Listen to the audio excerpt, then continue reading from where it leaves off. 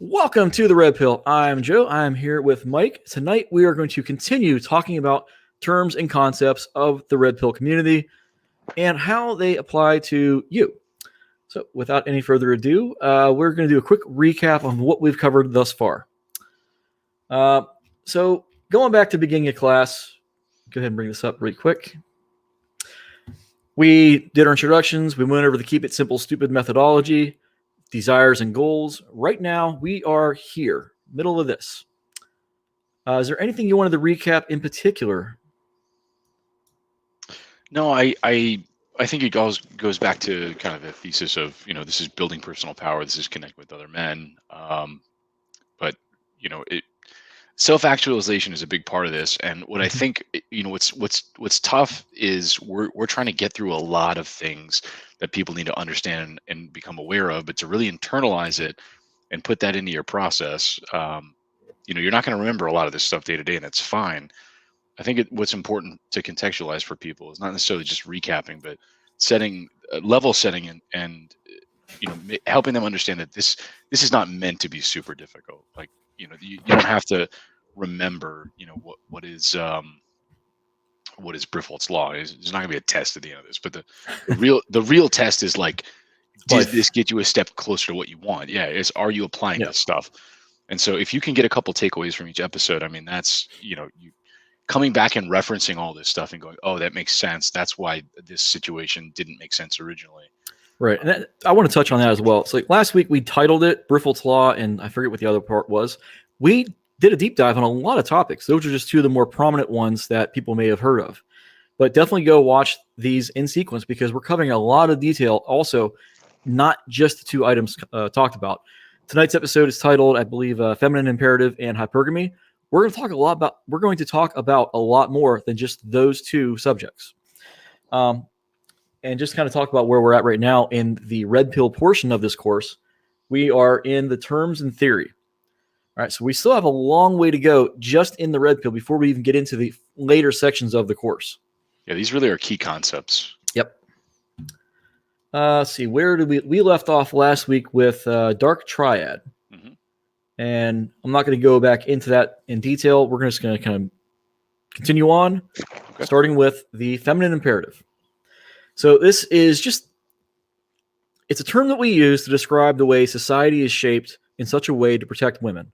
I was watching Tim Pool earlier from a video he did, I think a month or so ago, and he makes a really good point.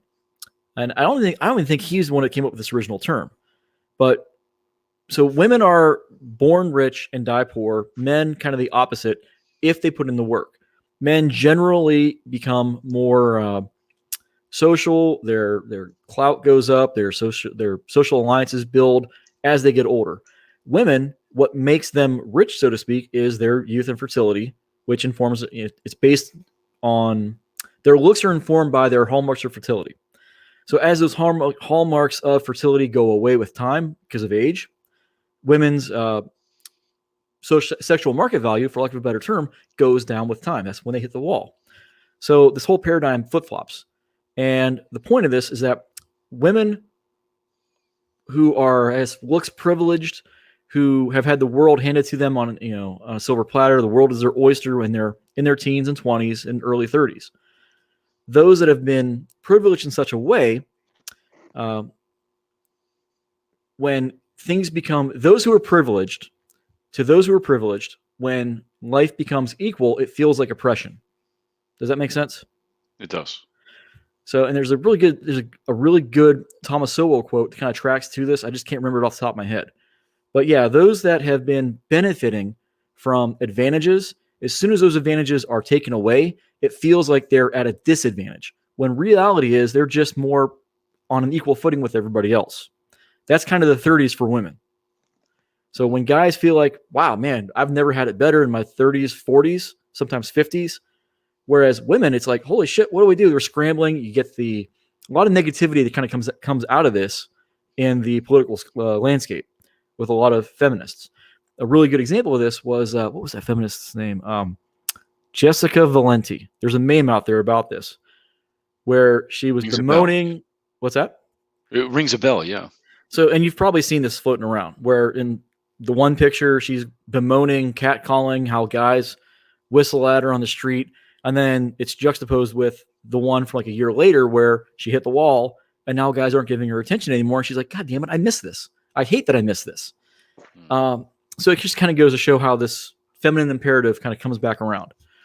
So I think what's important to touch on here is not only is it what you've described really, and not to get too much into like the culture war and feminism versus the red pill and the manosphere and all that stuff, but I think one really important thing to understand is that most of popular culture today has adopted these ideas, whether they recognize it outright or not. Things like, it's not okay to hold women accountable.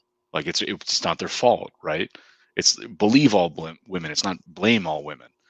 And I think those ideas of, what women regard amongst themselves as, the touchstones of really advantages of being a woman, they now have over the past, call it 50, 60 years, have gotten a lot of guys, a lot of men to subscribe to this idea of, let's put women up on a pedestal, right? Let's not hold them accountable. Let's not really look into any double standards. And that overall is the imperative of just advancing those feminine interests. And so Yep. really it goes back to the strategy piece. And it does. So looping it back around to how does this apply to guys? Mhm. Right there. The greatest threat to the feminine imperative is men becoming self-aware of their own SMV and information like this show and the manosphere in general. We're taking women off the pedestal. We're treating them like equals for a change. And that, to those who have been privileged in a sense, is a huge threat. And this is where you see a lot of the negativity that comes out of that. So for those that think that we're anti-women, we're not. We're all about taking women off the pedestal, treating them like equals, and recognizing truths about women and men's, the differences. For like, you get what I'm saying?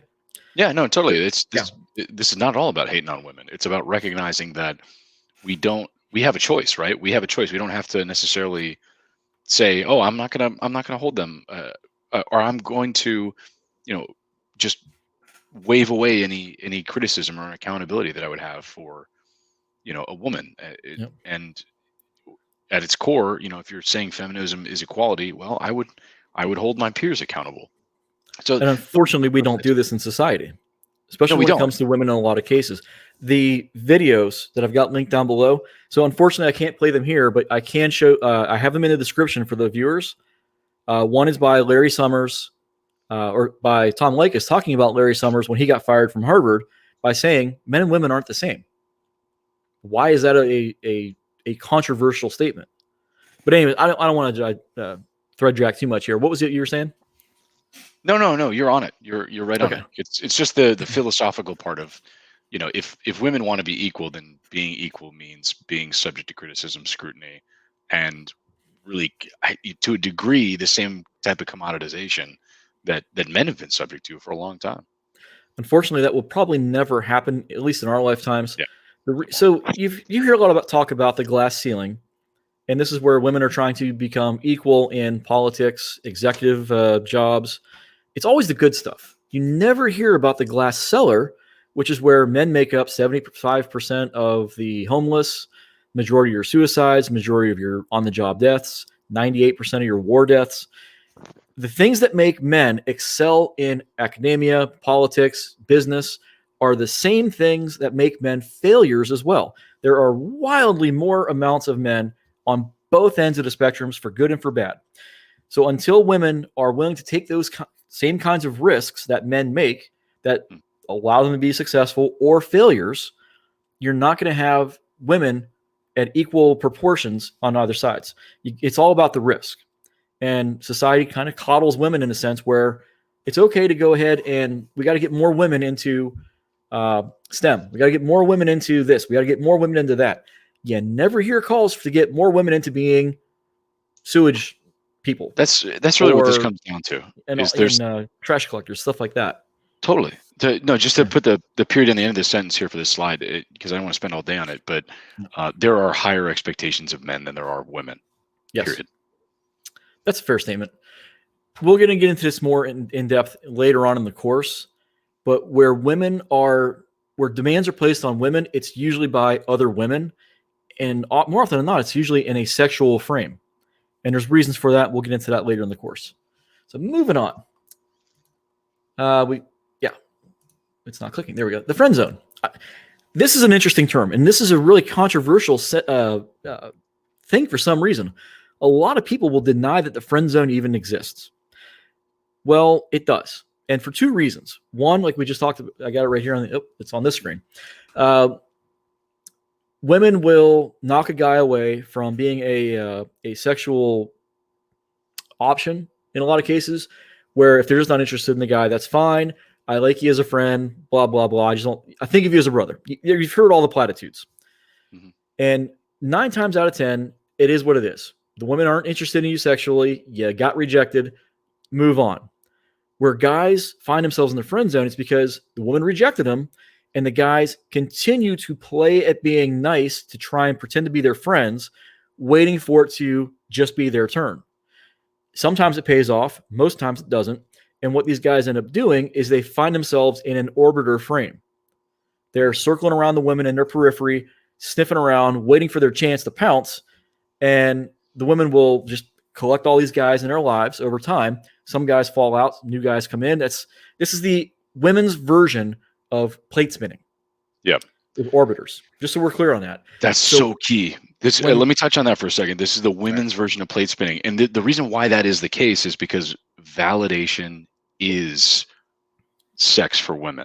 It's equivalent to what men look at as sex. And so when a young guy can have, 3-4 women that he's dating or sleeping with, or, what have you, plating, right, is what we're calling it. A woman will have, I imagine that they wouldn't really consider themselves as having a friend zone where it's this binary, either I don't see you as this or I do see you as that. I think that they are completely comfortable keeping a stable of people around just for the validation. Like, why do I need the sex from you? I'm getting the validation, right? And guys see it almost in the other way of like, why would I marry you? I'm already getting the sex. Right. Well, to kind of drive into this a bit more too, it's not just us making this stuff up, guys. There's a lot of research on this. Louis Brizendine wrote a good book called The Female Brain. Now, so I've talked about this before, where guys, when they see really physically attractive women, it does the same thing to the brain that alcohol does. It makes us dumb, makes us stupid. We make a lot of bad decisions. So when we think we're thinking with our dick, it's because of this change in our brains. The same thing happens with women. I don't know if it was Brizendine or not, but there was MRIs done on women's brains when they read these like chick lit, these novels, these what do they call them? Romance novels. Romance novels. The same parts of the brain activate in women reading romance novels that men's brains lights up when they watch porn. Romance novels are porn for women's brains, if you think of it in that sense. So there's a lot of physical differences involved. And there was a corollary to this. The same thing with validation triggers the same kind of sense of well-being in women that like long-term monogamous relationships used to get for guys. Just the act of getting validation. That's crazy. Yeah. So yeah, you got to be very, very reserved with the attention and validation that you give women. It has to be earned, and it has to be reciprocal. If you're not doing this, you're in the damn friend zone. And at best, you're an orbiter. So make sure that you're being reserved and in control of the attention that you give women, and that you're doing it for the right reasons. That you're getting a reciprocal amount of validation and attention back. Otherwise, you're an orbiter, and you're not going to get your needs met in that kind of a relationship. It goes back to what you said last week of make sure you get yours first, because if we go back and watch the last week's stream about Berfalt's law, but if you adhere to that, what does that look like in practice, right? That means like if there's a girl that you've been spending a lot of time around and you're kind of in this space of, you're becoming friendly or whatnot, it's not getting romantic, you're not shooting your shot, but you're gonna, let me take you out to lunch, let me do this, let me do that. You are not sending the right message, and women communicate covertly, right? So if she's providing value to you as a person, right? I'm not talking about romantically. I'm just saying if she's going out of her way to provide you value and you want to reward that, that's fine. That's the right message. But make sure you are at least cognizant of the message you're sending here. It's got to be reciprocal. That's the main thing. Because people, when they invest in each other, they value the relationship, whether it's romantic or not. If it's all one-sided, you are going to find yourself walking on eggshells. You're going to be getting taken advantage of, either for physical labor. Maybe you're going to help her move, or maybe you're taking her on going out to dinner, stuff like that. She's getting a monetary reward or a benefit that is not being reciprocated. Don't allow yourself to get used. Be mindful of Bruford's law, and don't allow yourself to become an orbiter where it's a lopsided, one-sided relationship. I feel like that's not controversial. It's unidirectional relationships don't work. Exactly. There's nothing really more to be said about that, in my opinion. Another one is Kino. It's a dumb pickup term, but it's a real actual thing, and it's called haptics, which is just nonverbal communications through touch. But it's important to know, like, what is Kino escalation? It's where you, through natural course of interacting with women or men if you're gay, that you physically escalate the intimacy of that physical nonverbal communication. Mm-hmm. Might start with just a pat on the shoulder, touch with the back of your hand on their arm to get their attention. Eventually, it kind of escalates over time as things progress, all the way up to having a sexual relationship. There's this normal, progressive kind of thing. And then in the POA world, it was the guy whose name, Vin DiCarlo, had the Kino escalation ladder. And to this day, it's still one of the best guides you can probably find on this subject out there, to this bar none. In my opinion. Some examples of that would be like, if a woman shares a drink with you, she will make out with you. Like that's a general law that's been proven. And by share a drink, we mean drinking from the same cup? Drinking from the same glass, yeah, exactly. If she drinks out of your glass, she's going to make out with you, period. Things like that. There are certain takeaways from the ladder. I've never heard of that one. That's an interesting concept. Where did that come from? That was if you read through the ladder in detail. I don't remember that being in there, but I'll take your word for it. I think he throws that in there as an example. Either that, or I'm referencing some other version of the ladder that somebody else wrote, which is possible. Yeah. But same idea. Yeah. Those are takeaways from that where you can use to just gauge how the interaction is going and kind of drive, a certain outcome if you want. And you can usually tell when it's time to kiss. You'll have that electricity in the air, that vibe, that you feel it. Once you become calibrated, it's really easy to kind of do you can methodically escalate as well. It's a great word, calibrated. But the main thing is being able to recognize when it's time to move things along. You're the guy. It's your job to be the man of action, to be not only confident, but also competent in how to lead the interaction. That it's like, you're a guy. It's your job. Sorry, don't make the rules. Mother Nature's not a feminist. I always tell women, well, guess what? For guys, suck it up, buttercup. You still got to be able to lead and take and move things along in the right direction. Because 9 times out of 10, women aren't going to do it. And in the handful of times that they do, it's going to feel really weird because we're just not built for women being in that leadership role, I guess. Yeah. When women come on strong to the guys, it really feels awkward. If a woman's escalating, you missed the cues a long time ago. There's that too. Now, different cultures have different, standards of expectations and things we're going to be acclimated to. Yeah. Like when I went over to the UK, women there were a bit more sexually aggressive. Mm-hmm. So it's not a lot different from the US, but there was a subtle difference that you'll pick up on pretty quick if you're not used to it. But if you are, then things move a little bit faster over there. At least that's how it was about 20 years ago. I think that's key to staying out of the friend zone. And then, the last minute resistance piece is what happens when you escalate too much or too hard. Yeah, it's you kind of blew through some comfort building phases right there, and you escalated too fast. That's what ends up happening. LMR is, and like I said, when this is a very controversial statement, but it shouldn't be, because a lot of cases where women, yes means yes, no means no. It's not that black and white.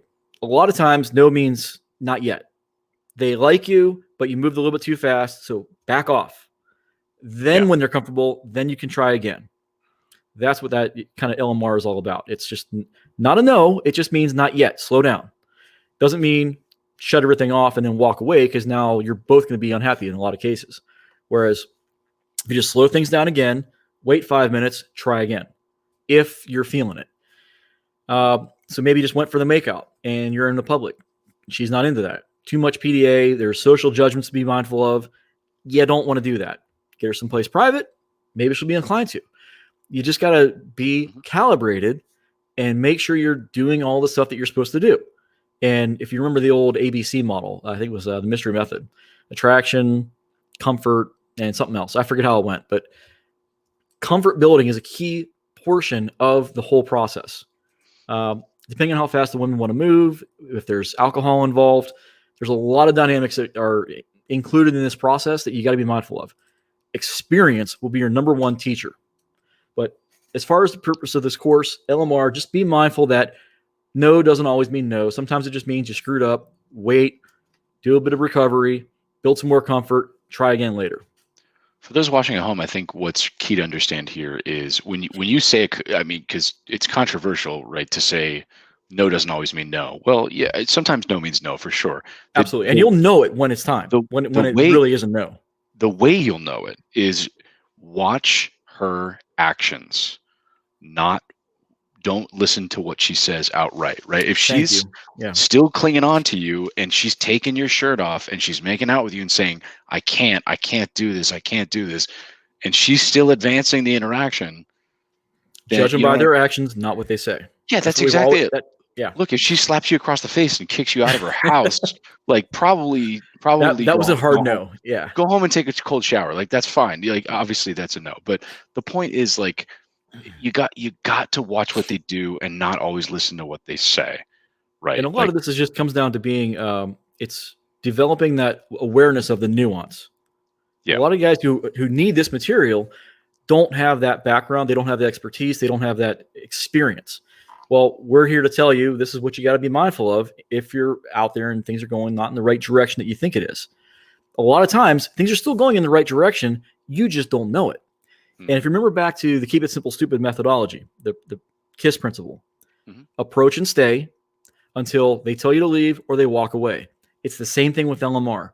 If they're still there and things are still moving in the right direction, but they told you no, but they haven't left, they haven't told you to get lost, it's just a maybe.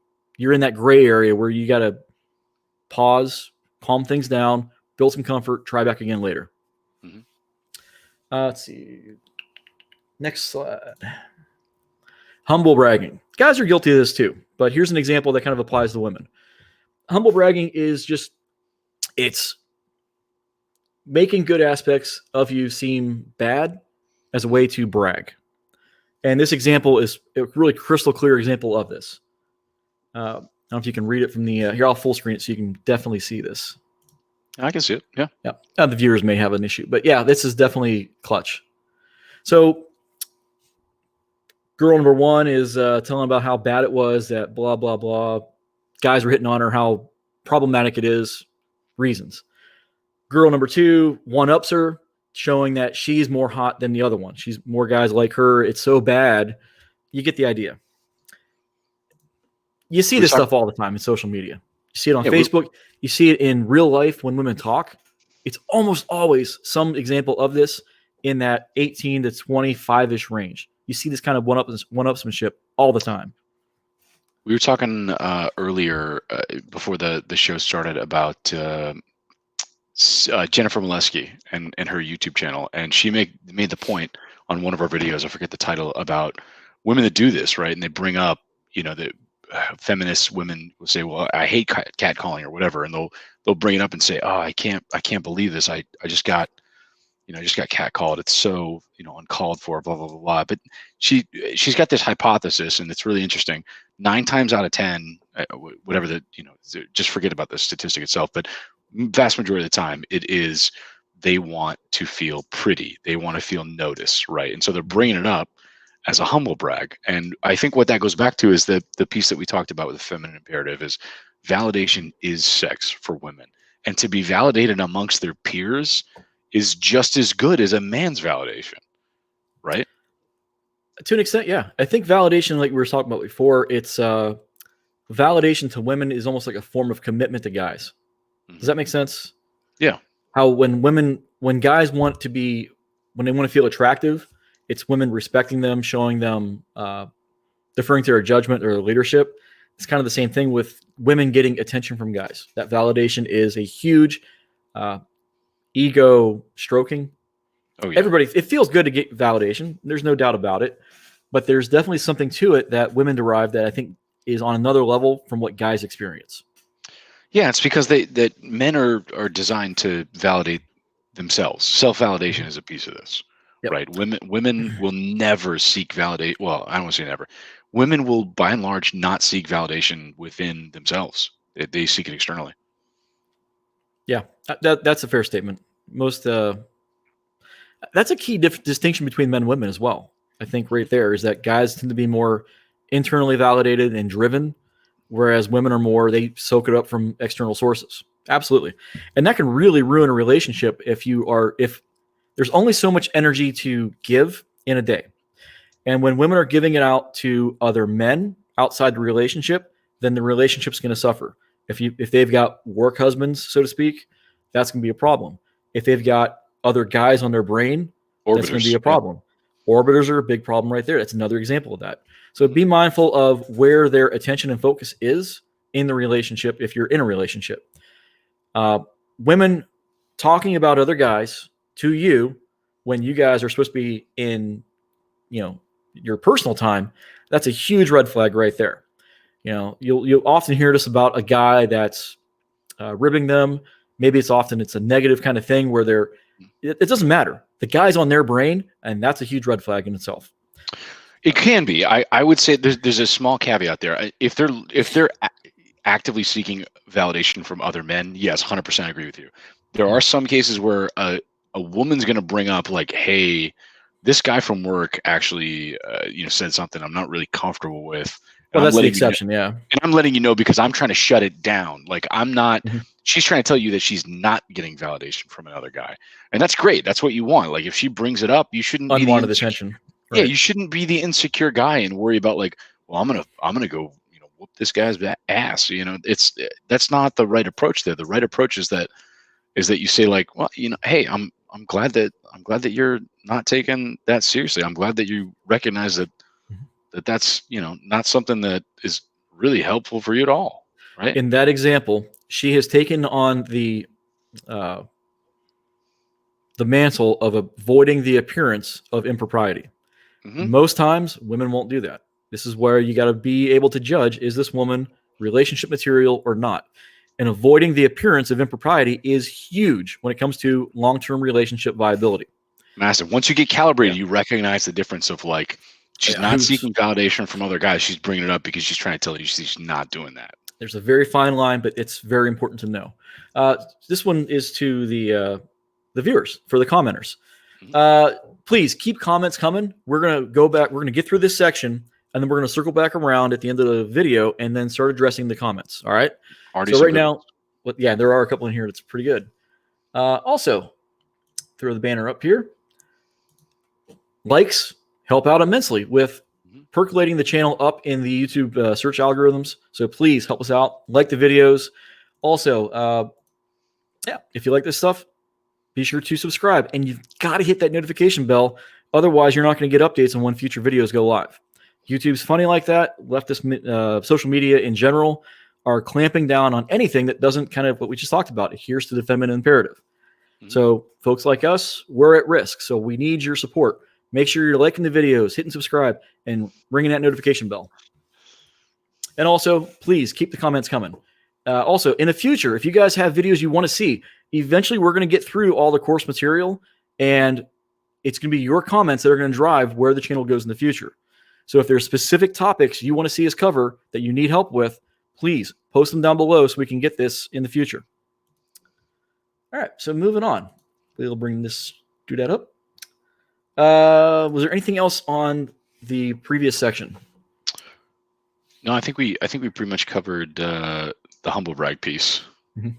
Yep. All right, so hypergamy. This is a huge subject, and this is really critical when it comes to the red pill in general. Also, the feminine imperative. This drives so much in society.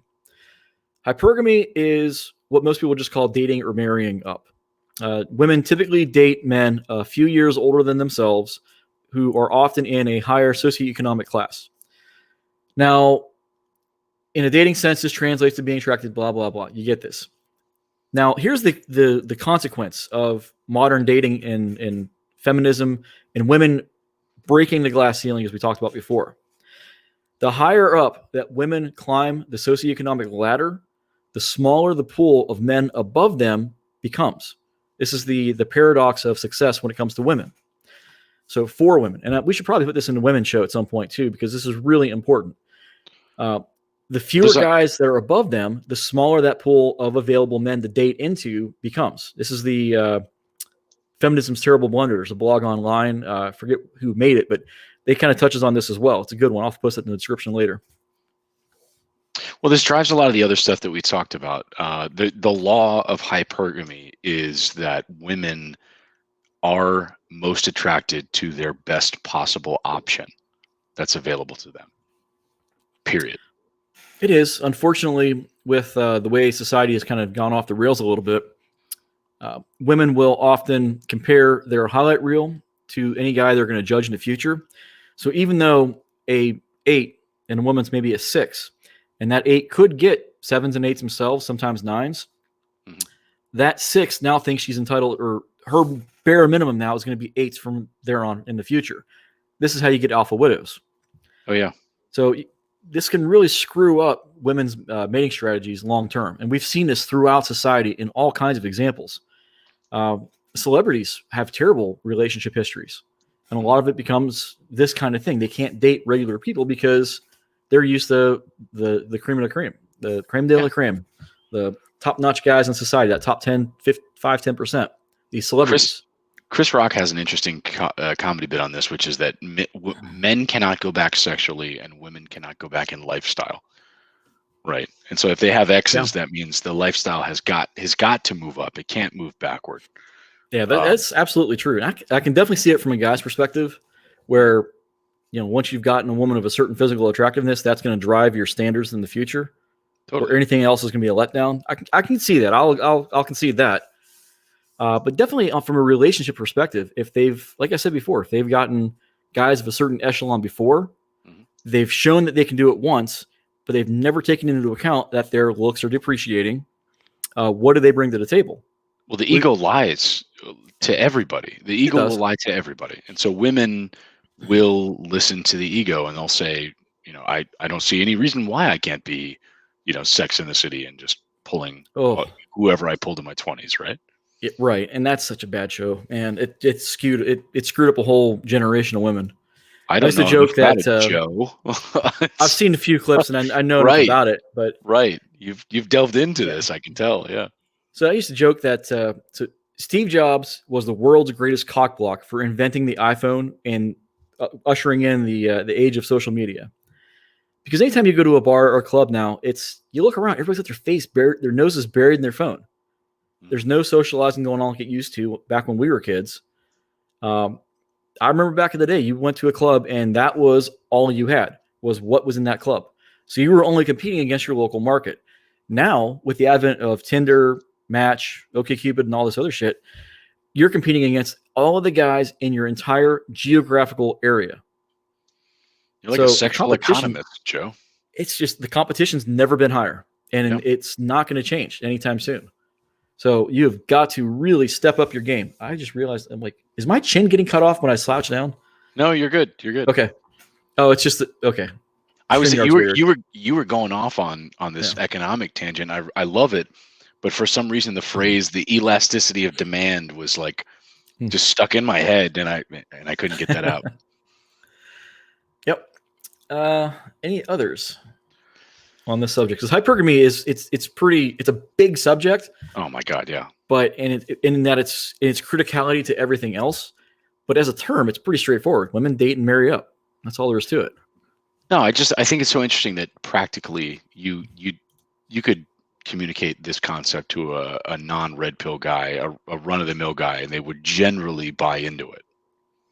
Well, it's not a red pill term. This comes from psychology and social sociology, social sociology. So, God damn it, I can't talk tonight. Yeah, I started drinking beer, so I'm off the rails now. Yeah, biology and sociology and social psychology was what I was trying to say. This is all evolutionary biology, evolutionary psychology 101. All right, moving on. Indicators of interest and disinterest. I got a whole section on this. We're going to dive into a bunch of them, but that's not tonight. Right now, we're just introducing the terms. IOIs are just cues that a woman's interested. IODs are cues that a woman's disinterested. You'll see things like closed arms, closed off body language.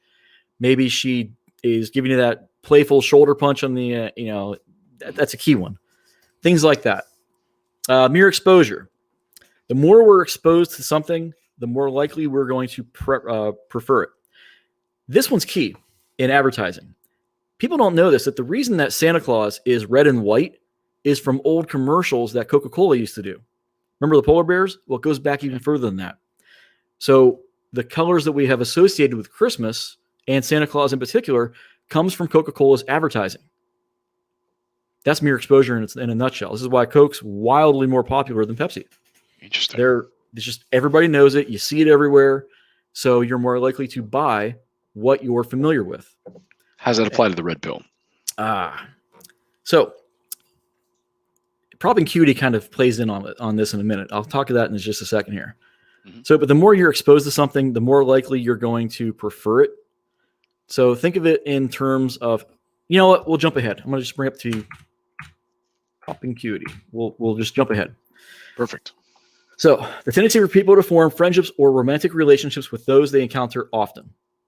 The more likely you're running into people, the more likely you are to form a relationship with them. You're going to prefer them over other people that you don't know. So this is where warm approach comes into play. If you are socializing, where you know people, you've got friends of friends, you're in parties, you're at events in public where you're all going to know each other, you're more likely to form friendships and relationships with those that are in your social circle, school, and work. So, and I forget the study. I think it was one of Stanley Milgram's, maybe. Don't quote me on this. In big cities, like 80% of relationships occur with people that live within 2 blocks of one another.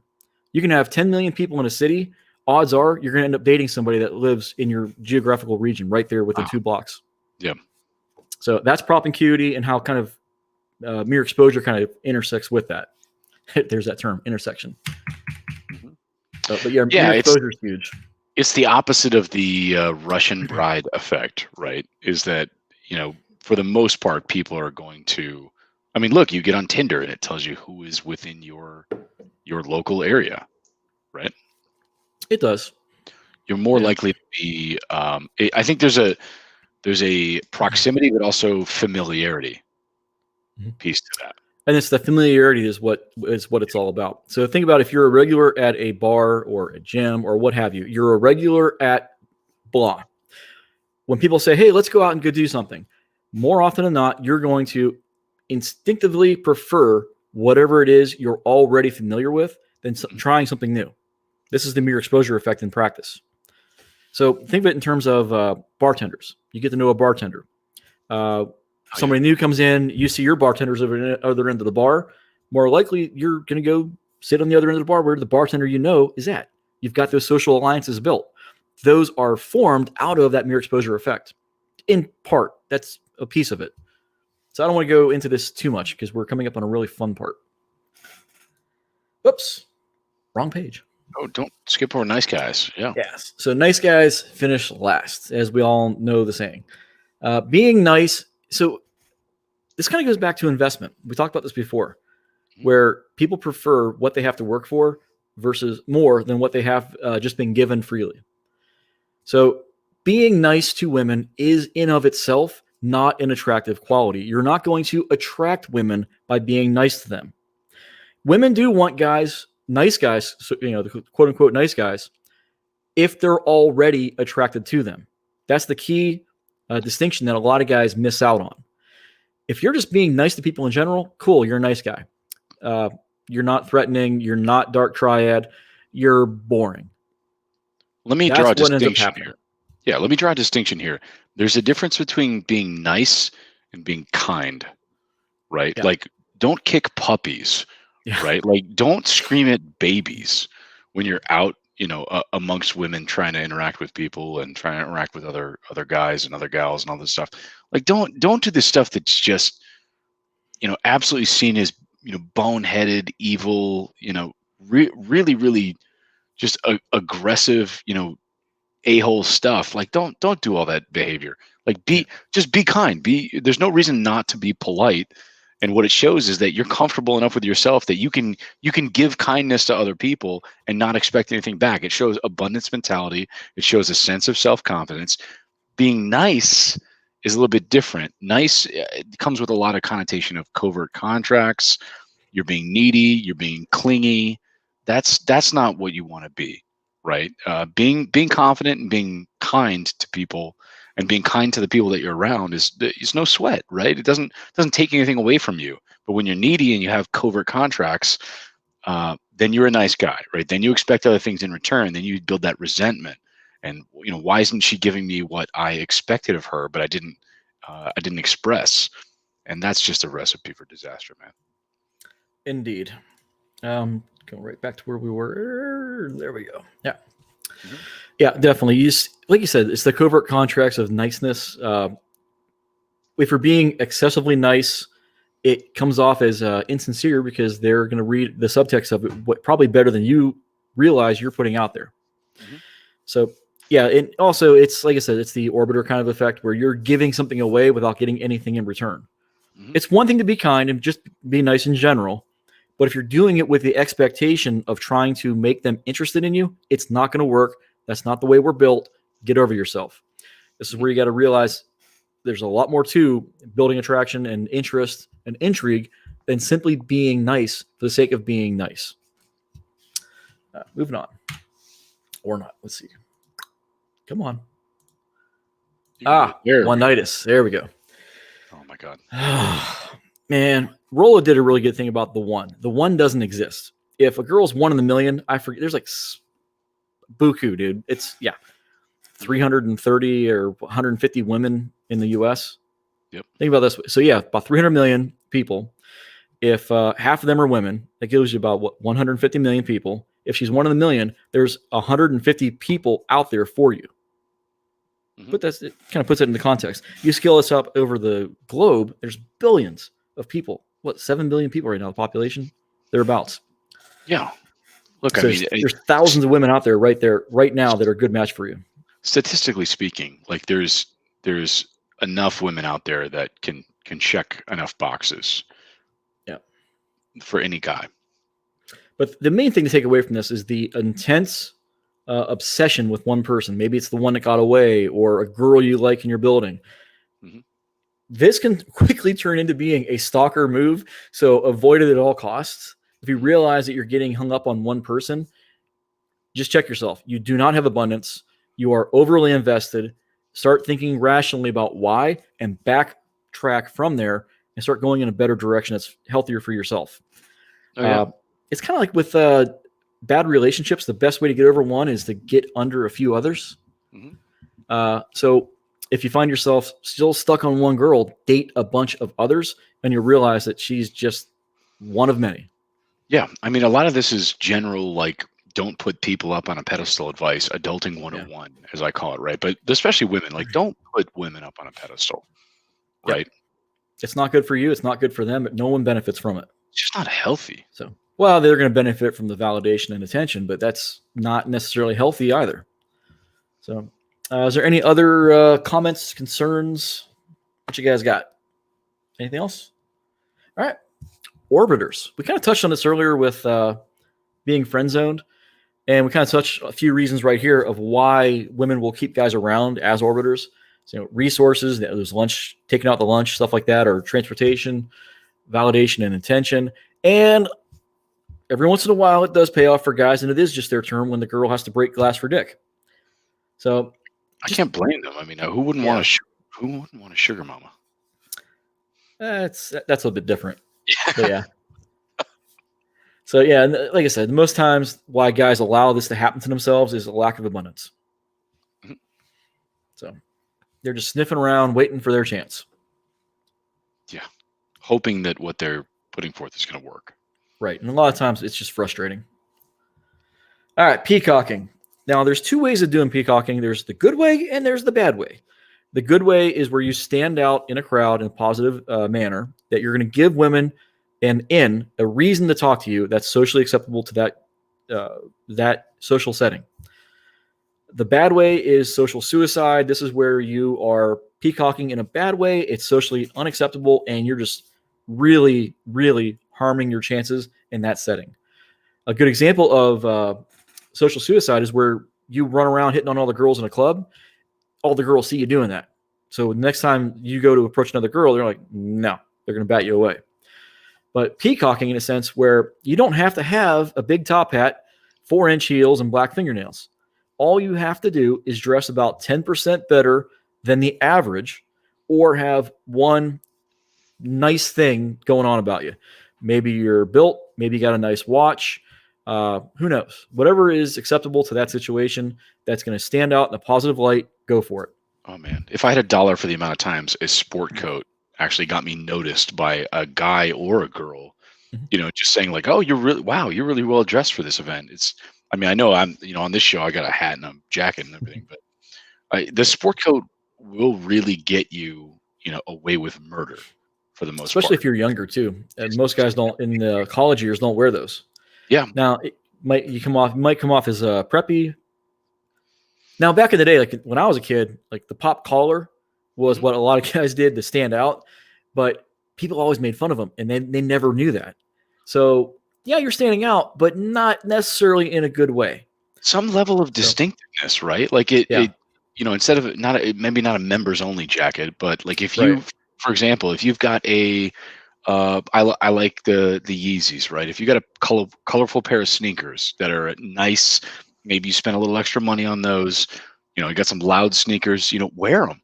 Absolutely wear them. Wear them with a sport coat if you can pull it off. Hell, I mean, whatever, go on Pinterest, look up a lot of style inspiration, do that, but have a distinctive feature, right? Like I'm thinking back to in Rebel Without a Cause, James Dean had the Harrington jacket, the red Harrington jacket. And in a given situation, if you walk into a bar or if you walk into a social situation, if you got a red jacket on, people are going to notice you. Interesting. Never thought about that. Now, red is an actual, there's some color background to that. The attraction triggers. Red was a big one. Black was another. There was really only two I remember being in a positive light. Others, colors will definitely jump out in the crowd, but they may not be beneficial for being seen as attractive. But yeah, red and black were the two biggies. Oh yeah, this is why women notice the guy with the motorcycle jacket, right? Or whatever that is.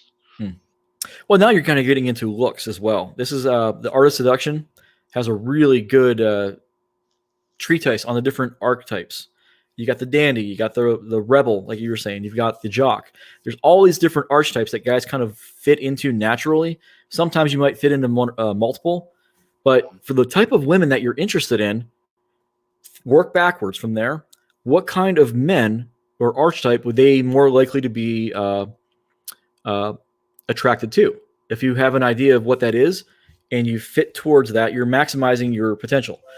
So we talked about this before, where in the bell curve model, where on one end of the spectrum are women that are going to be naturally interested in your archetype without you having to do anything. On the other end of the spectrum is women that are absolutely just turned off, not going to do it. Maybe they're gay, who knows? They're not going to be interested in you no matter what you do. And then in the middle of the bell curve is women that are indifferent, who may go either way for you.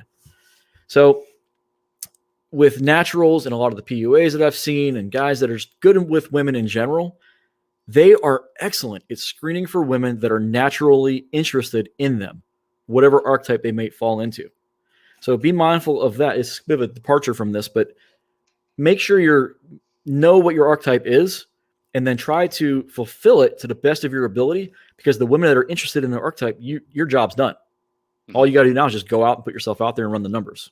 Yeah, you're just talking about market segmentation, essentially, and just making yourself look distinctive.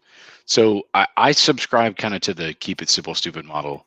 And that is, I have never met a woman that did not have Chris Hemsworth on their, I would bang him at Like any circumstance, I don't care if I was married with 7 kids, at all costs. Like Chris Hemsworth is on their list. So just And it's Chris Hemsworth as Thor, not Chris Hemsworth as Ghostbusters. that's exactly it. Just look like Chris Hemsworth, right? Like so. I subscribe. It's tough to have that kind of physique without that kind of backing of a big studio. I'll tell you that right now, firsthand experience. It is tough to have that kind of diet, discipline, and training. Who has that kind of time? Yeah, if my full-time job was to, have a personal chef make me meals and just work out all day, like maybe I'd get there. Probably not. I probably wouldn't. Yeah, but at my build, I did the math on this. At his waist size for his height, I'd have to have a 29-inch waist. That was me like in 8th grade. Yeah, I haven't had that. I mean, yeah, high school. Right. It's tough to do. And you got to have that body type as well. But you're right. Yeah, women have him on their list because he's their hall pass for a reason. But just that archetype. Emulate that, right? That's the peacocking piece. It's like, as Thor, he's got long hair, right? Women notice that. Women notice the man bun. Women notice a ridiculous mustache. Women notice whatever it is that's just a distinctive feature.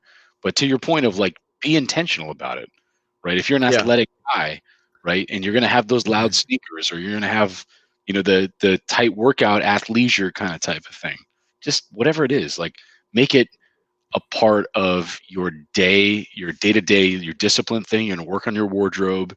Own your shit. Yeah, this gets to like levels of dread, all that stuff. But peacocking is not just looking like a douche when you go out to the club. It's actually being intentional and standing out. There's a really good channel. I forget the total thing. It's Alpha M something, and he's been on Shark Tank twice now. One he was doing, I think it was like a hair grooming product. I forget what the other one was, but he was on one of the sharks. He's got his own channel, and he's a business guy. And he had him on the show. And like, well, why did we go into business together? They talked about it and the history of the show. But anyways, his channel has a lot of good information that we talk about right here. So I would just throw that out there. Alpha M. If you do a Google search for it, you'll see him. Let's see here. Try and pull that up on the next topic here. Yep. Plate spinning. Now, this is huge. Again, Rollo wrote a pretty good segment on this in the book. When spinning plates, a man will have a natural, subconscious, but not exclusively understanding that if one prospect does not work out, others may. And here's the clutch part when it comes to plate spinning and having abundance. Your behavior will change in such a way that women will pick up on the subtext that if they're not, for lack of a better term, if they're not on their best behavior and meeting your needs, they're going to get nexted. So when you have that kind of abundance, that strength, that power, that status of having other women, it really sets a lot of the relationships straight. Because they know, and if things don't work out, they're out of there. Yeah, this is about who you bring into the fold and who you don't, and what you will tolerate and what you won't. Right. And I think it is written in Uncle Vaz. They wrote about this stuff before with when you have options, it instinctively makes you the prize. Now, it doesn't make things easier. It just makes things, it sets the frame. So having that framework already baked in by just having options, man, what a game changer that is. I'll tell you that. Totally. Confidence is derived from options. Now, it kind of, gives men the ability to next women without worrying what next. It is empowering. I'll tell you that. Well, I'll tell you, most guys don't invest in that iron rule of Tomasi, which is that it will always be easier to actually put your time and attention into a newer relationship. Yes. Rooting for garbage. For guys that aren't married with kids, like that's maybe a special case, right? Like you're going to approach that differently. But for guys that are in an LTR or guys that are even, engaged or married with no kids, like if you are caught up in the relationship and it's just, it's in a bad frame, it's not the way that you would really want it to be. One of the big problems that you have is you have been focusing far too much on one woman, right? Yep. And you're not going to be able to cut bait if you don't have other prospects already lined up. It's that's the opposite of the abundance mentality. Yeah. All your success and relationship goals, it's all wrapped up into one person. It's not a good place to be in if that relationship's going south. Now, how do you navigate this when you're already in a long-term monogamous relationship? Man, it's tough. You got to really, this is where being able to have the experience to have screened for a woman that is good long-term relationship prospects is so critical. The long-term relationship, the monogamous relationship, as it says right here, is a byproduct, not a goal. You go out, you screen, you filter, you build abundance, you build up your soft harem, by spinning plates is what that is. You get all of these options available to you, and you start screening for ones if you are LTR minded. You don't have to be. Not everybody's cut out for that. And if you're not, know yourself. Make sure you know what your long-term relationships goals are. That you went and did the work that we talked about in the first 2 episodes, and you have an idea of what you want from a relationship and a person in that relationship. Mm-hmm. Yeah, so, but all I want in life to have is options, and really understanding that at a deep level, and realizing that you're going to be okay no matter what. You're going to be able to take care of whatever your needs and wants are, regardless of what's going on in your relationship. Mm-hmm. Understanding that is going to give you a much better orientation. And what it comes down to is not just, people think about plate spinning and they think about like, oh, I just want to go out and just bang as many women as possible. That's not what it's about. What it's about is not sacrificing your self-respect. And when you think about the status of women that you actually will let into your inner circle or into the fold or whatever you want to call it, but you are actually cognizant of the time and attention that you're investing in them, right? Is I'm not going to give that away for free, or I'm not going to do that if I'm not getting anything out of the relationship. Because again, one-sided relationships are unhealthy. I think all of this ties together to a certain extent, but the big piece for me here is you're not sacrificing your self-respect. Yep. The last 2 bits here, just kind of piggyback on that, is to be honest. If you're not interested in a monogamous relationship, don't imply exclusivity. Make them ask. And if they are going to ask, be honest about it. And we kind of talked about this up the top, where women are more inclined to share an alpha than to have a beta loser all to themselves. Just human instincts.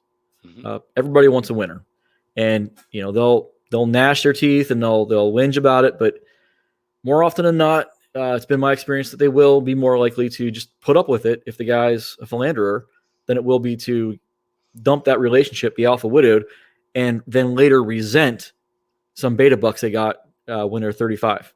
Mm-hmm. Just the way it kind of shakes out in the modern age. And then lastly, develop buffers. This is kind of like what women do with orbiters. Social media. They'll leave you on red. They won't respond to your texts. They'll only come around when they need you for whatever it is they need you. That as an orbiter, you're fulfilling that role in that dynamic. Buffers for guys kind of work the same way. So whatever it is that you want out of the relationship, then you can use those buffers as tools to keep them at arm's length if they're getting too clingy or needy.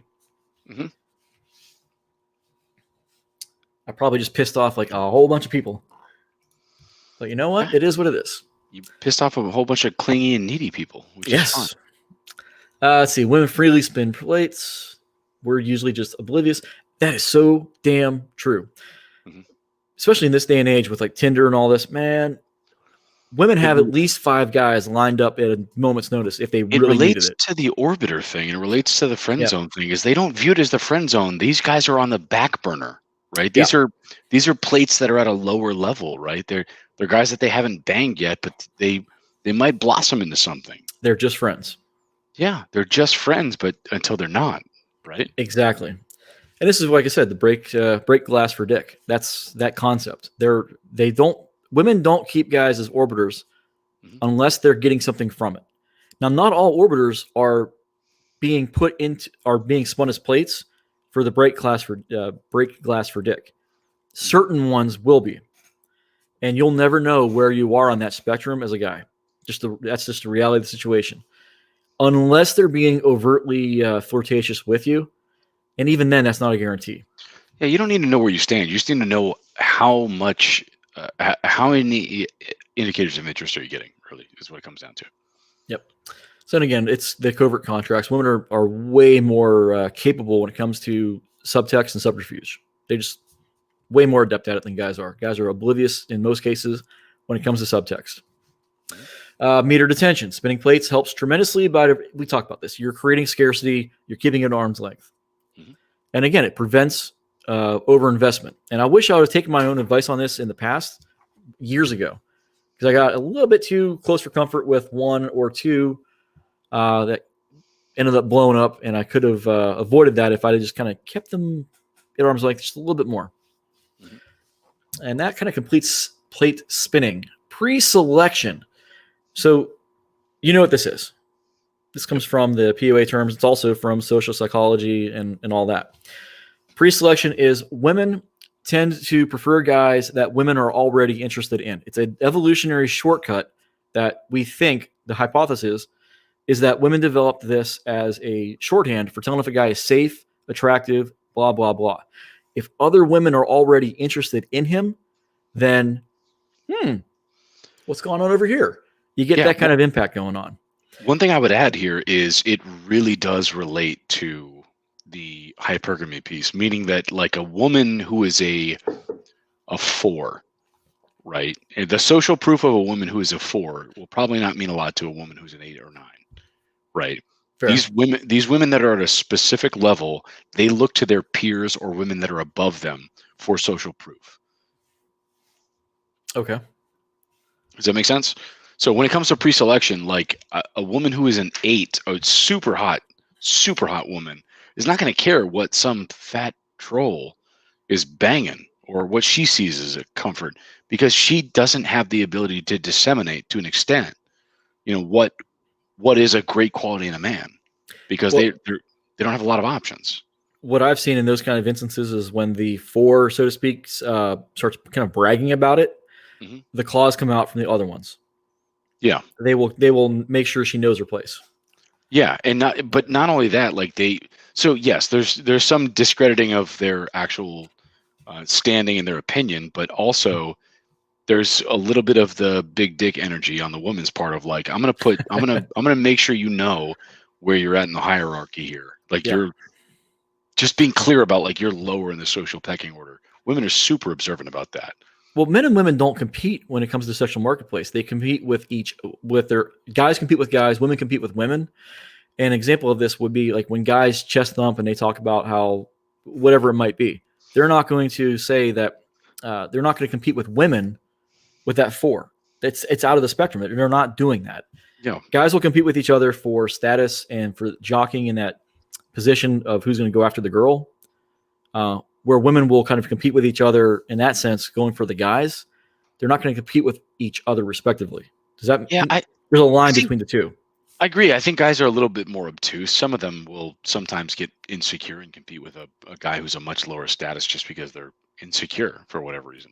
Well, I guess what I'm saying is guys will compete with guys, women will compete with women, but men and women aren't going to compete in the sexual marketplace against each other in that sense. Yeah, you see it in the economic sense with jobs and all that in the workforce. But yeah, why would a guy compete with a woman if they're not going after the same thing?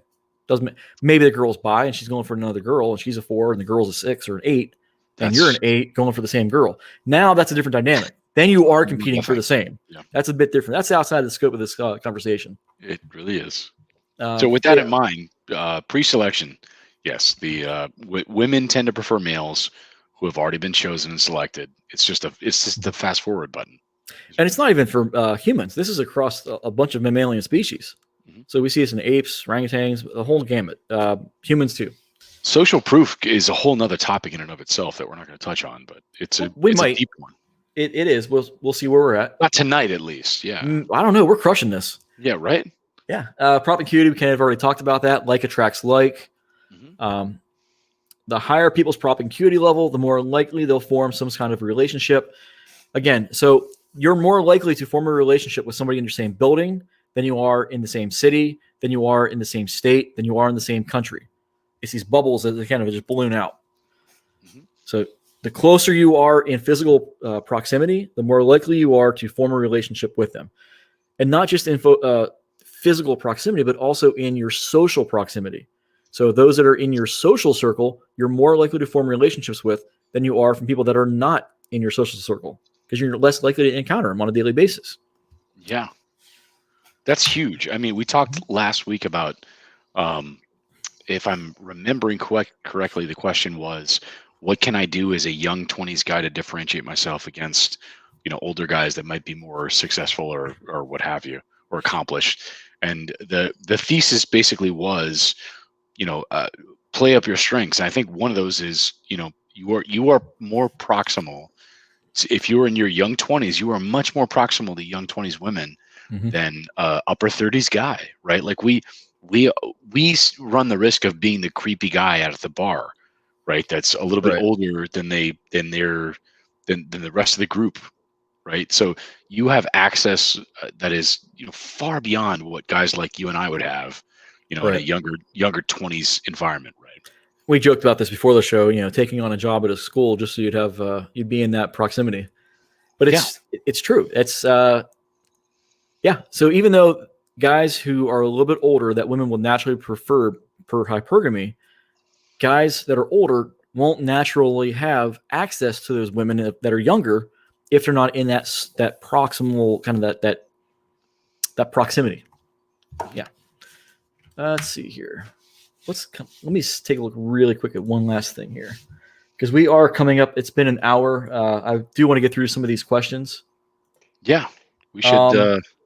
Why don't we go ahead and we'll call it right there for the course. We will pick up with Rationalization Hamster next week, and we're going to go back through these questions because there's a lot of them.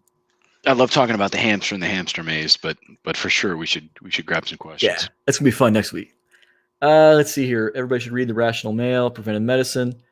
I would agree. I recommend them. It's foundational learnings, right? Yep. And Rollo, if you're out there, I'm looking forward to having you on the show sometime. Mm-hmm. Let's see here. We actually were chatting on TRP Red briefly, so we'll see what happens. Let's see. The line between this was a little while ago. Could you elaborate on the line between trying to break LMR multiple times even versus coming across as too needy and attached, thus being seen as unattractive? Time. So we're going to get into this later in the in qualification and in building comfort and all that. When it comes right down to it, you want to be able to build comfort and then break rapport. So build rapport, break rapport. That dynamic of back and forth, slowly escalating things over time. It's the push-pull. It's the push-pull. It also has another term. It's called flirting. Yeah. So with LMR, you might have moved a little bit too fast. So you don't want to come off as needy by trying too much. This is where you're going to have to be calibrated and read the situation at hand. If they're still there, and if they're still doing what they were doing that prompted you to escalate, then maybe it's time to change things up a little bit. Maybe move to a secluded location in a venue or go home. Who knows? The context of what you were doing in that moment was off. So you've got to change things up a little bit. Maybe what was off was the amount of time that you were there together in isolation. Maybe that's all it was you just needed more time to build more comfort, and then you escalate and do that rapport break. So you've got to be able to read the situation, because again, if you keep doing it and trying, and you're socially uncalibrated, then you are going to come off as creepy or needy. Yeah, here's the difference, and here's when you talk about the line between being needy versus trying to break last minute resistance, is abundance mentality.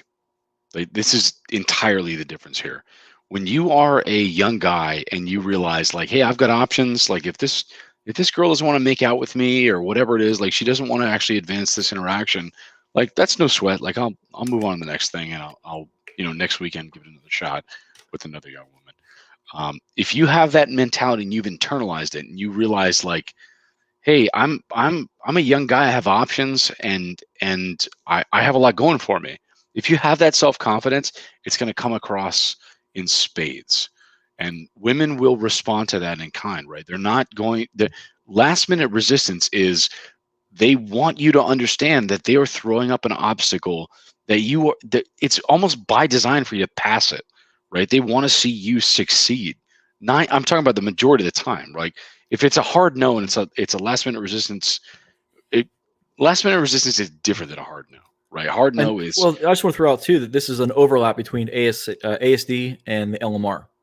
A lot of times, those are just obstacles for you to overcome and then you kind of move on. It's just the natural progression that things happen that have. This way, they're trying to avoid those social consequences.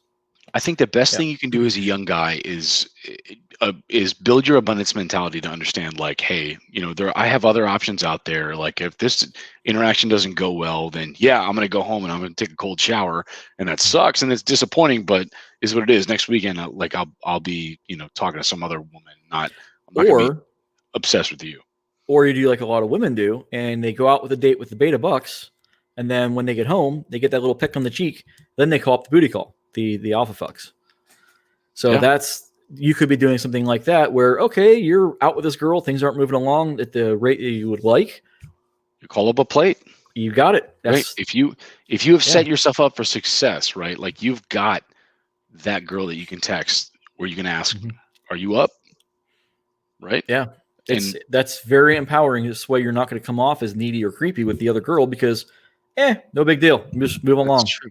And and Joe, to your point, the best way to build abundance mentality is to have actual abundance, right? Expose yourself to as many opportunities and have as many options as possible. So, and there is a chicken and the egg kind of effect. Well, how do you build abundance if you don't have abundance? And how do you, practice, repetition, putting in the work. That's all there is to it. Well, get some mentors, right? Like, figure out how to do this thing, figure out how to wrap your head around it. And to that note, if you guys are looking for mentors and wings in your local area, hit us up. We have the fraternity now. We're doing it all out of TRP Red and through Discord. So if you haven't joined the Discord server, please go ahead and do that now because it's all funneled through there and TRP Red. And then James, I don't know where he's at tonight. He had a work commitment. He had figure skating practice. So we'll help you guys out with that as well. If you're in a local area, for me, in the DC metro area, hit me up sometime. I'll be happy to go out, show you the ropes. See, where's the other question I was going to hear? Oh, this is a good one. What's the best way to deal with hypergamy? We kind of touched on this just a little bit ago with how do you do that? Well, you got to stand out. You got to have your options.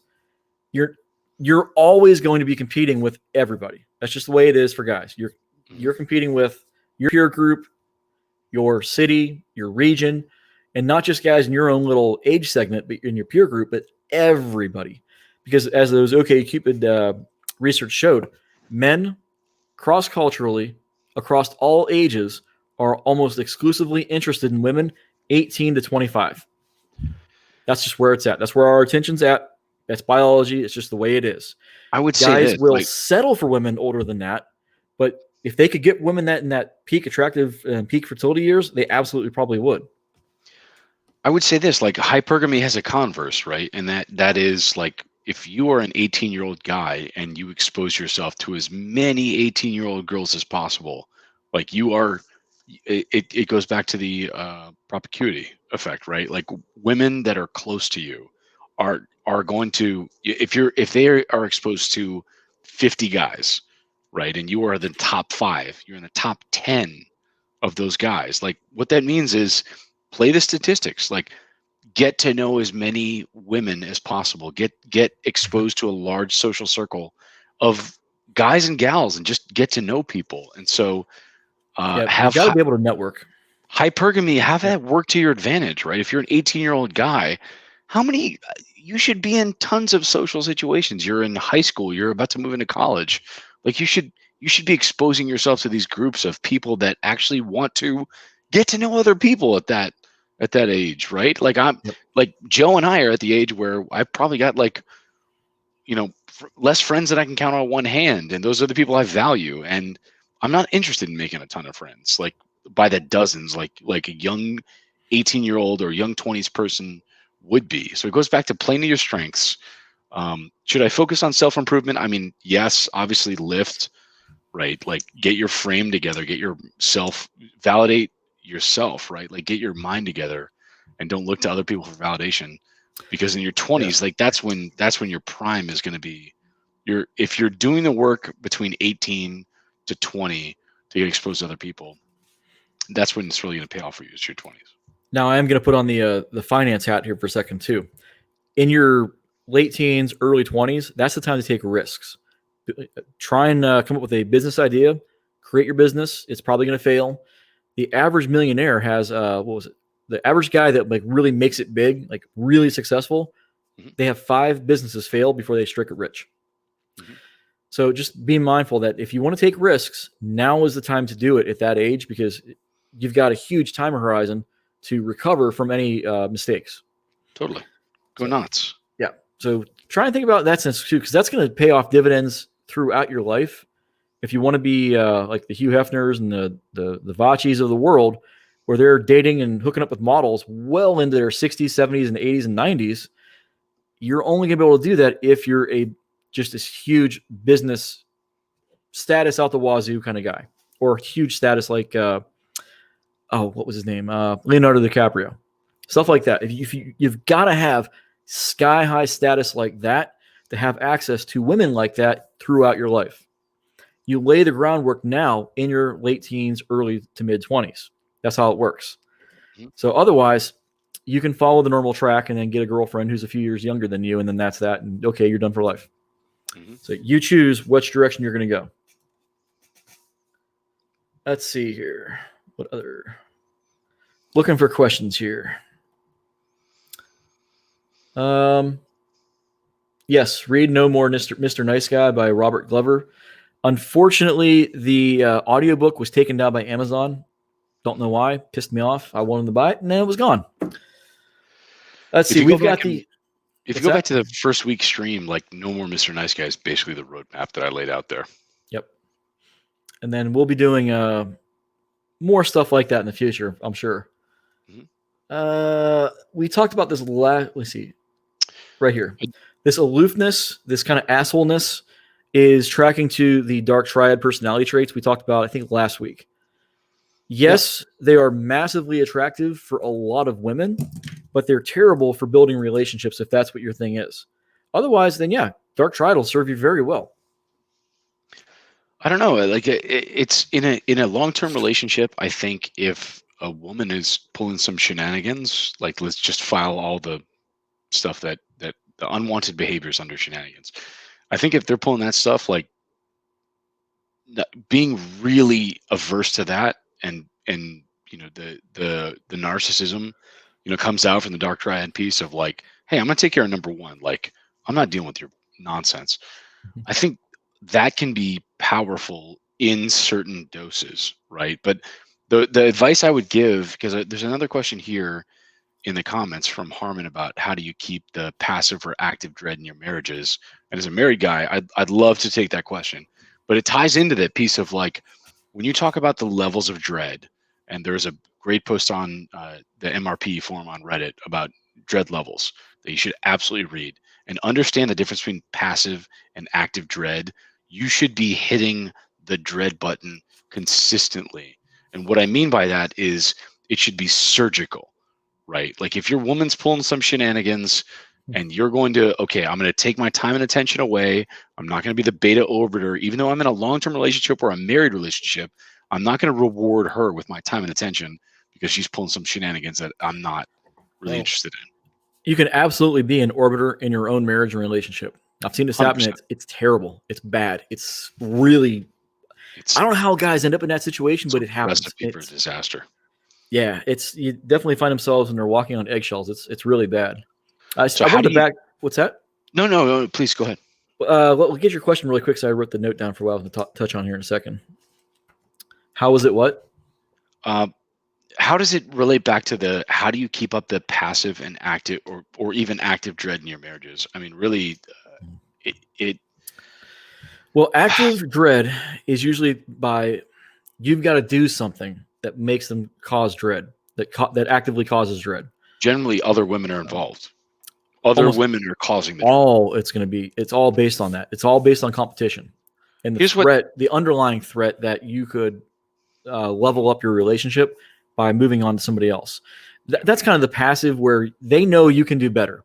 That's the passive dread in my mind, where they're always on their best behavior because they know somewhere instinctively as a guy, we accepted them and that they're a depreciating asset.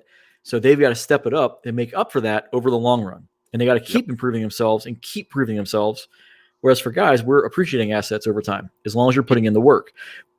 Passive and active dread, to that extent, makes sure that women are also actively improving themselves over time. That's all it is, as far as I see it.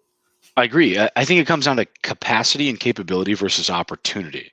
So when you talk about passive dread, if you are capable, like for example, if you lift and you're in great shape and you got a six pack, right? You don't have a dad bod. You are capable of having a lot of other options, right? Yes. Like you are attracting certain people. Yep. You have a capacity to attract other women, and that's fine. But if you never leave the house, you don't really have an active opportunity. So that's not active dread, right? If you just don't run in a lot of social circles, if you don't create this sense of mystery, if you don't have socialization where other women are actively when your wife is there or your long-term relationship woman is there, other women are coming up and going like, wow, like you look great. It's the mirror of that opportunity is a big factor with active dread. It's the mirror of pre-selection, where they know if the relationship falls apart, you're going to be way better off than they will. Oh, totally. When that dynamic's in play, that is critical for creating the passive dread. Goes back to Rollo's power dynamics, which is the one that needs the relationship the least is the one that holds the most power. Yeah. Was that Rollo or was that somebody else? I know he said it, but I think somebody else had said it as well. It might have been. Yeah. But yeah, it's those dynamics are all in play when it comes to dread. And there's a lot more to it, but we could make a whole video about that.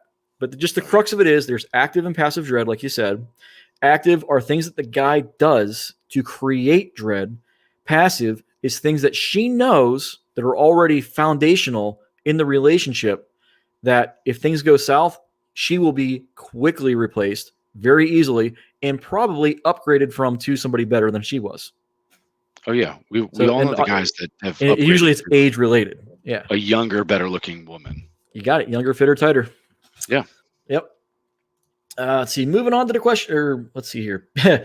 I still love that. Be attractive. Don't be unattractive. Staying fit as an older guy is critical because, like we just said, as women age, their SMV goes down. Guys, our SMV tends to go up. A lot of women, even younger women in that 18 to 25 range, like guys with a little bit of gray in their hair, salt and pepper in the beard. They dig that. That's a distinctive look that women cannot replicate. Sorry, ladies, Mother Nature is not a feminist. That's just the way it is. Yeah, I think this is classic. I don't even think it's written in stone. Ryan has quoted this so many times. I think it's his, but it probably came from somebody else. The simple fact is, like, it's so profound saying, obviously be attractive. A lot of people will, not give too much credence to that because they'll think like, oh, looks are what they are, right? I'm not going to be a jack. The black pill guys, they're going to say that. Yeah, but that's going down a nihilistic kind of thread I don't want to talk on. No, but to my earlier point of like, I don't look like Chris Hemsworth, neither do you, right? And that is what it is. But the simple fact is, don't be unattractive. There's so many things you can do to make sure you're not unattractive, right? Keep your mouth shut, right? Like just understanding your personal power and projecting that confidence of, abundance mentality. I have options. Those different things that you broadcast and understanding those is really the key of the frame piece, which is, if James were here, he'd be saying like that's the majority of it, right? Right. So I want you all to go do something. So looks, or I should say, attractiveness for men is not entirely based on your looks or your fitness. And I got one critical example. I'm going to leave you guys with this. I want you to go out there and do a Google search of Lyle Lovett. This is the guy that was married to Julia Roberts in her peak. This guy is one goofy looking dude, but I'm going to tell you right now, the reason he got that kind of success with women, it's all about the status. The guy was at the peak of his career as a country musician, status. And for whatever reason, Julia Roberts was into him, and that's what happened. Now, it doesn't necessarily mean it's going to be great for a long-term relationship, but I'm telling you right now that your SMV as a man only has your looks, your height. Those are only pieces of the puzzle. That's not the entire picture. All right. This is why I was telling the other guy at 18 to 20, 25, 30, that young time frame is where you want to start taking your risks to build your status, because that's going to pay dividends throughout your life. That is what is a chief component of the male SMV.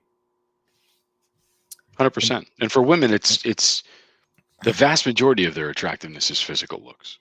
Yeah, and the physical looks all come down to the hallmarks of fertility. When those start dropping off, women have got to step up their game. This is why we have the Wednesday show for women.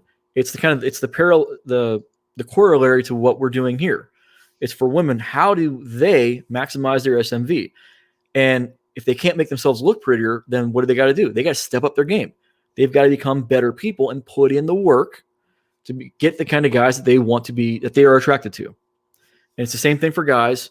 If you know the kind of women that you're attracted to, then you got to backtrack from there and figure out what kind of guys are they attracted to and become that kind of take on those qualities. Mm-hmm. So you've got to, if you like models, then what kind of men do models tend to go with? There's your roadmap right there. Yeah, just be Dan Bilzerian. Be who? Just be Dan Bilzerian. Yeah, I don't know who that is. He's a big poker player and social media persona. Okay. Very successful guy when it comes to women. So I was going to think more like Leonardo DiCaprio. Physically, yeah, not a good-looking dude, but he is just a huge celebrity. And you think about it like this. We're going to talk about this in a coming video. Look at women's magazines. Okay. Notice who's buying those, or the checkout magazines you see at the in the grocery stores. All of this shit is all based on celebrity and sex. It's not men buying these magazines. Men are not attracted to celebrity. They're not attracted to status the way women are. So if you think of like status for men is like having big boobs for women. I'm trying to get a concept over here. Okay, guys, if you're not attracted to status, then how would you know how attractive it is for women? Think of it that sense. If big boobs, tight butt, physically good looking, peak attractiveness, physical attractiveness, like think of that in terms of what you would want in a woman. For women, they see that as status, the hallmarks of status. This is why we did a whole show on this on the Sunday Status Report. Mm-hmm. Status. This is the number one driver of male SMV. So you can be completely unattractive, like Lovett is, in my opinion, a lot of people's opinion. But because he's at the peak of his game, or he was at the time, he had status through the roof. So he was able to have success that you and I could never see. Anyways, I don't want to bemoan. It's just, a bit of a rabbit hole. Vincent Cassell. I don't know who that is either. The name sounds familiar. I know the name. I just don't know what he looks like. Yeah. I'll Google it. We got one more question from Harmon about what are the shit tests you guys still receive from your wives? Wondering if the tests change with the duration of a red-pilled marriage. I mean, they. Joe, you want to weigh in on that one to start with? Not married anymore, so I don't have to worry about it. Yeah, no, you don't. You don't. Now you're going to see. This is why I fired her. Is a lot of the henpecking, a lot of negativity.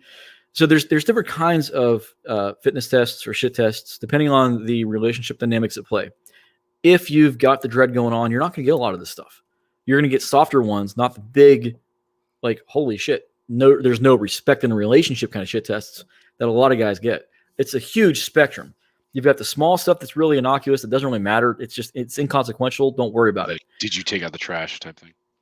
That's more kind of in the middle. Then you got, it's like the nagging. Then you got more on the other end of the spectrum is stuff like, I'm going out for a girls' night and there's nothing you can say or do about it. And then if I don't show up for 4 hours afterwards, then woe is you for even asking. There's this huge spectrum of shit tests. And we're going to talk about this, I think next week actually, of how to handle those. But how do the question of so this is a little preview, like from a let's go with a very long-term LTR or our wives. If you are highly entrenched with a woman, meaning like you've been together for a long time, I think for me what it comes down to a lot is congruency. So when you get shit tested, it's are you doing what you said you're going to do? The morals and structure of the guy that I've been with for a very long time, what I know about him. And you're putting kind of a microscope on that. You're saying like, is this the same guy that I've always known that he is? Right. Completely different from a comfort test. So I'm drawing a distinction there. There's more about that. And if you want to read up on that, just go to MRP, read the sidebar, Married Red Pill on Reddit. I definitely recommend that if you're in an LTR or long-term relationship. But to get back to the question. So Some examples of shit tests would be big financial decisions. This is always a sticking point when you're in a marriage. When it comes to how you're allocating resources, you're going to get shit tested in a big way. And if you're not like deering is what we call it, right? The defending, explaining. If you are not, putting that forth as I need to explain myself to you, like I'm subscribing to your criticism. Like, no, you can accept criticism and say, you know what, that's interesting or that's amusing. You either dismiss it or you accept it. Often, when somebody is criticizing you, and again, as I said, it comes back to congruency. When somebody is putting a microscope up against what you're saying and doing, it's an opportunity for growth. It's an opportunity for you to say, like, look, this is the person that I am. This is the decision I made. And if you're not on board with that, then that's fine. But I'm gonna do this. Like, I'm earning my money. I'm gonna spend it this way. This is the right financial decision. And to a small extent, you have to be accommodating of that other person. You can't just, again, relationships are not unilateral. You have to accommodate somebody else. But if your mission is inclusive enough of the other person in the relationship, if your wife subscribes to your mission and your vision and all that, then it shouldn't be that. If she's accepting of your frame. If and if you have a weak frame, then you're fucked, right? Yeah, all bets are off. There's the one for the broadcast. But you cannot have a weak frame. You cannot have no mission. You cannot have no vision. If you have all those things and you know exactly where you're headed and you are progressing toward that, then shit tests are easy to pass, because it's not about you. It's not about your ego. It's not about your nonsense. It's about, you know what, this is better for us, honey. And if you don't want to get on board with that, that's fine. But I know that this is better for me, and this is probably better for you. And if you don't want to get on board with that, then it's at your own peril. The only really thing I have to add to this is that, so back in the military, head commander, he made a good point that when the troops stop complaining, that's when you know you're in danger as a commander, because it means people stopped caring, they gave up. It's the same thing in a relationship. If you stop getting shit tests, huge red flag. It means she's on her way out. So in a good relationship where you still manage the whole frame and things are in a good way, you're still always going to continue getting the shit tests, but it's going to be the low grade stuff that just women are just the way it is. So you're always going to get that. It's just that's nature. You should want the shit tests, because they'll make you a better man, honestly, once you embrace that. So, and like I said before, that is true. But the big thing is that you're not going to have these huge red flag appearance of impropriety shit tests that you otherwise would. So hopefully, if you're in a long-term relationship, you're not getting those disappearing after clubs or shit like that. Yeah, you shouldn't be having shenanigans on her part, or knockdown, drag-out fights, or I'm going to take the kids and I'm going to go, I'm going to go leave for 2 weeks and not tell you where I'm going. You shouldn't accept that. That's the relationship's long past. Yeah, something's foundationally screwed up at that point. Massive red flags. But beyond that, like if your wife is giving you a hard time about, hey, you spent this amount on X, like whatever that shit test is, right? Like treat it as a shit test, right? And like next week holding you up against your standards. We'll talk more about that. Yeah, next week we'll go into that in detail. And the only real thing I have left to add, earlier on we were talking about the dark triad traits. So if you're not physically attractive, it's funny. Irrational confidence. Yeah. For so many times, if you're just irrationally confident and for no other reason than just the hell with it, just don't care. Yeah. It kind of tracks to a little bit of the narcissistic trait of the dark triad, the dark triad. Is it triad trilogy? Triad. So the dark triad personality traits, narcissism, irrational confidence kind of tracks to that. This is why it's massively attractive in a lot of cases. It sparks intrigue. Like, why is this goofy looking dude that is clearly not in my league pretending, like thinking like he is? And then sometimes if you just stick to that frame, suddenly you are in the same league and suddenly you do have your shot, and that will get your foot in the door to kind of just spit your game and, take your shot. Perception is reality to some degree, right? It is. Attraction is not a choice. Perception is reality. And I honestly think that's a really good point to leave this off, because next week is going to be a doozy. Yeah. Yep. So for those that don't know, so next week we're coming up on the rationalization hamster. We're going to define the sexual marketplace and SMV, and that's going to be we're going to probably end it on a big one with shit tests, and we're going to get into social proof, and that women, in fact, do like sex. And you know where that's going. Yeah. So, yeah, if you guys, if you haven't liked the video, please hit that like button, subscribe, hit that notification bell, do the basics. If you have requests for future content once the coursework is done, please in the comments. Drop us a comment. And don't forget, we do have the Discord. It's free. If you want to get into the fraternity, hit myself or James, who unfortunately is not with us tonight, over on TRP Red. We'll get you guys vetted.